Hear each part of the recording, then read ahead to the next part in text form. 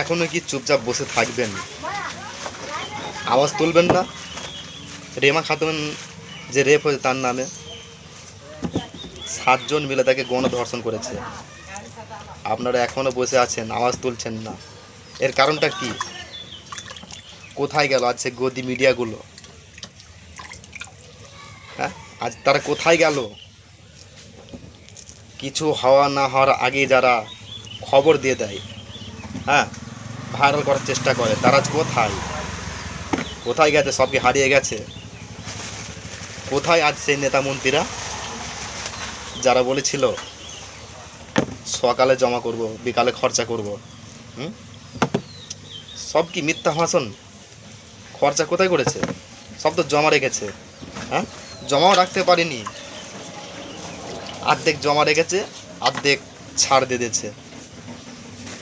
তাহলে ভাবুন, এই কাজটা যেদিন আপনার ঘরে হবে, আপনার মেয়ের সাথে কিংবা আপনার বোনের সাথে কিংবা কোনো আপনার আত্মীয় স্বজনের সাথে, তাহলে আপনি কি সেদিন কি করবেন?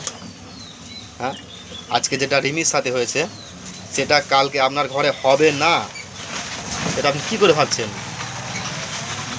এই যে 4 তারিখের মধ্যে 5টা গ্যাং রেপ হয়ে গেল। আজ কোথায় সেই মিডিয়াগুলো? সবাই চুপ। আওয়াজ তুলুন, বসে থাকলে চলবে না, এটা আওয়াজ তোলার সময় চলে এসেছে। আসুন আমরা সবাই মিলে একসাথে আওয়াজ তুলি, যাতে রিমির হত্যাকারীরা অবশ্যই দৃষ্টান্তমূলক শাস্তি পায়। আমরা চাই ফাঁসি হোক, ফাঁসি হওয়াটাই জরুরি, কিংবা প্রকাশ্যে হত্যা করা হোক। যারা এই দোষটা করেছে প্রকাশ্যে হত্যা হওয়াটাই ভালো, সব থেকে মানুষ দেখবে। এই ভুলটা করার আগে একবার হলেও তার বুকটা কেঁপে উঠবে। আমাদের দেশের আইন এতটাই ধীর গতিতে চলে, একটা কেস 10 বছর চলেও তার ফয়সলা হয় না। এটা হয়তো তাই হবে।